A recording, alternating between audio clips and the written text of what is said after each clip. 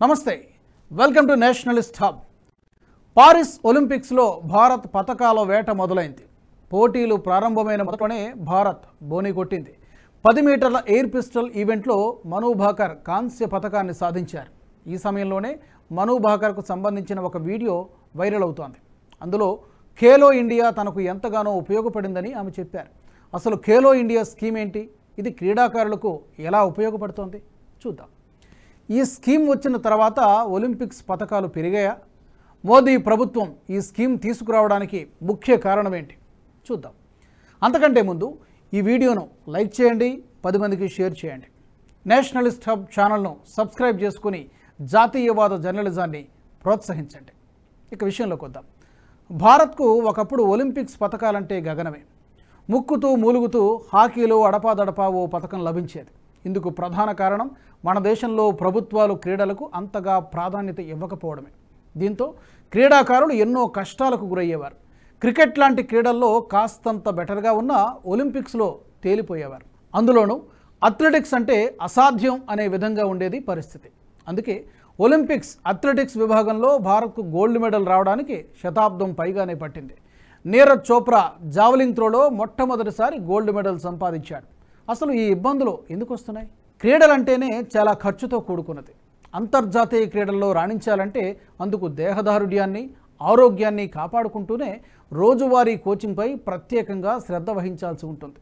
రోజు జిమ్కు వెళ్ళడం, ప్రోటీన్లతో కూడిన ఆహారం తీసుకోవడం, రన్నింగ్ వంటివి ఎన్నో ఉంటాయి. దీంతోపాటు క్రీడలకు సంబంధించిన కోచింగ్ కూడా అవసరమే. కోచ్ దగ్గర ప్రతిరోజు శిక్షణ తీసుకోవాల్సి ఉంటుంది. ఎక్కడ చిన్న గ్యాప్ వచ్చినా చాలా ఇబ్బందులు ఎదురవుతాయి. అంతర్జాతీయ స్థాయి క్రీడలకు శిక్షణ ఇవ్వాలంటే అంతే స్థాయిలో కోచింగ్ ఇచ్చేవారు కూడా అవసరం. అందుకు కోచ్లకు భారీగా డబ్బులు చెల్లించాల్సి ఉంటుంది. కొన్ని క్రీడలకైతే విదేశీ కోచ్లు కూడా అవసరం అవుతారు. వీరికి డబ్బులు చెల్లించడానికి చాలామందికి ఆర్థిక స్తోమత సరిపోదు. దీనికి తోడు ఈ శిక్షణను పొందాలంటే చాలా వరకు పెద్ద పెద్ద నగరాల్లో మాత్రమే ఈ ప్రమాణాలతో కూడిన స్టేడియాలు అందుబాటులో ఉండేవి. దీంతో కేవలం క్రీడల కోసం సొంత ఊరిని వదిలి రాజధాని ప్రాంతానికి రావాల్సిన పరిస్థితి ఉండేది. ఈ కారణంగానే చాలామందికి క్రీడలంటే ఇష్టం ఉన్నా కుటుంబ పరిస్థితుల వల్ల దూరమైన వారు ఉన్నారు. ఇప్పటికీ దేశంలో కుటుంబ పరిస్థితులతో చదువుకు దూరమైన వారు చాలామంది ఉన్నారు. అందుకే టాలెంట్ ఉన్నా చాలామంది క్రీడల్లో రాణించలేకపోతున్నారు. టోక్యో ఒలింపిక్స్లో వెయిట్ లిఫ్టింగ్ ఈవెంట్లో రజత పథకం సాధించిన మీరాబాయ్ చాను ప్రతిరోజు స్టేడియానికి కిలోమీటర్ల దూరం వెళ్లాల్సి వచ్చేదని, లారీ డ్రైవర్లను ఆశ్రయించేదానని చెప్పుకొచ్చారు.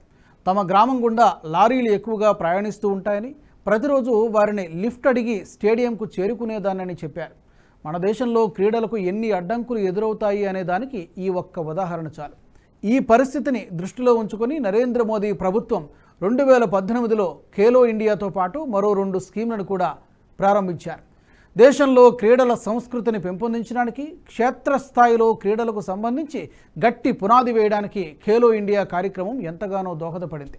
ఈ కార్యక్రమం క్రీడాకారులను ప్రోత్సహించడమే కాకుండా యువ క్రీడాకారులకు కీలక మద్దతును, మార్గనిర్దేశాన్ని అందించింది. ఇంటర్ స్కూల్, ఇంటర్ కాలేజ్ పోటీలు నిర్వహించడం ద్వారా ఖేలో ఇండియా దేశం నలుమూలల నుంచి మరుగున పడి ఉన్న ప్రతిభను వెలికి తీయడానికి ఉపయోగపడింది. ఈ కార్యక్రమం యువ క్రీడాకారుల్లో నమ్మకాన్ని పెంపొందించడంతో పాటు గొప్పగా కలలు కనడానికి ఒక వేదికను సమకూర్చింది. ఇది యువతలో క్రీడల పట్ల ఆసక్తి పెంచడంతో పాటు భవిష్యత్తు ఛాంపియన్లుగా ఎదగడానికి ఎంతగానో దోహదపడింది.